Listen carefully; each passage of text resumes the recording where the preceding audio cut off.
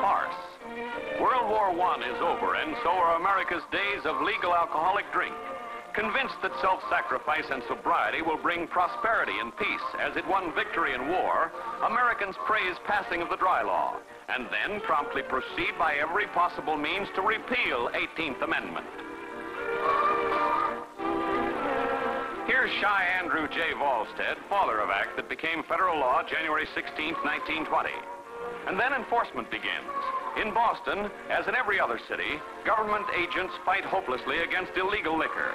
These homemade stills are but a few of thousands seized and destroyed. Other thousands produce millions of gallons, and countless hundreds prosper in business of bootlegging.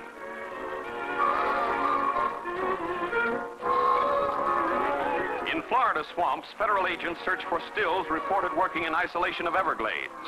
Government men get $40 to $50 a week for this. It's work well done.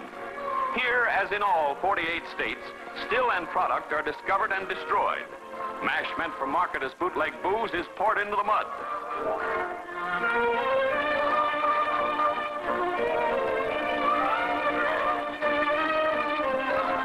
Similar story in New Orleans, where agents get rid of loot of recent raid.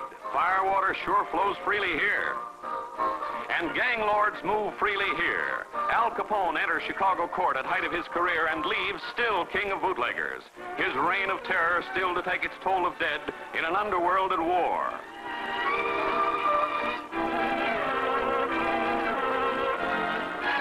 Others, like Texas Guinan, rank high among Prohibition's royalty. To famed speakeasies of times, men bring their wives. It's against the law to drink, so drinking is suddenly smart. There's bootleg liquor on every American lip, shiny flask on every hip. By the middle 1920s, nightlife is having its heyday, for America's dry and high.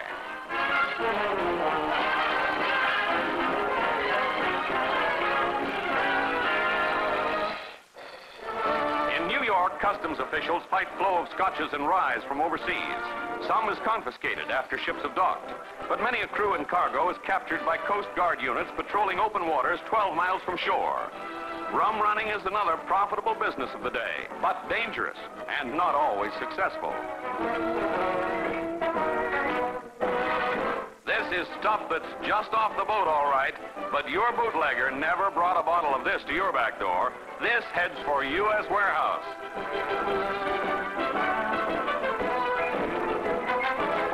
And Prohibition heads for doom. At Faneuil Hall, Boston, thousands demonstrate against the folly of the Volstead Act.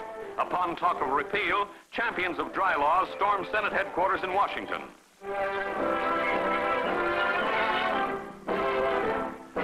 Leader, Mrs. A.H. Lippincott, brings a petition signed by 16,000 New Jersey sympathizers.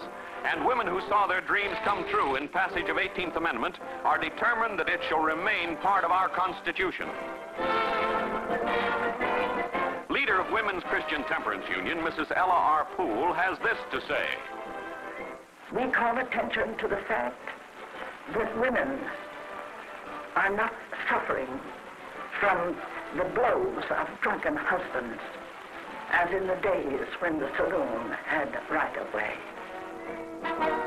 In New York, famed Mayor Fiorello LaGuardia adds his voice to wet side of controversy.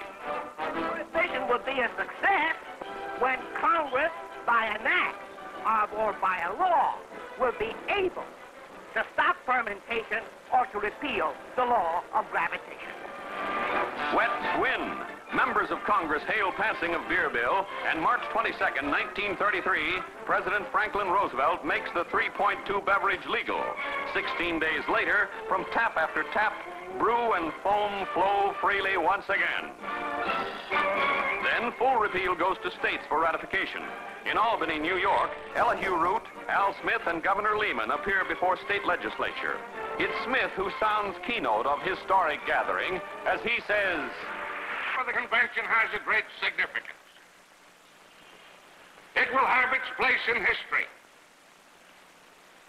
It will stand out as a lesson and a warning for all time to come to the people of this and of every other state to be very careful in the future and never allow anything like the 18th Amendment to get into our federal Constitution.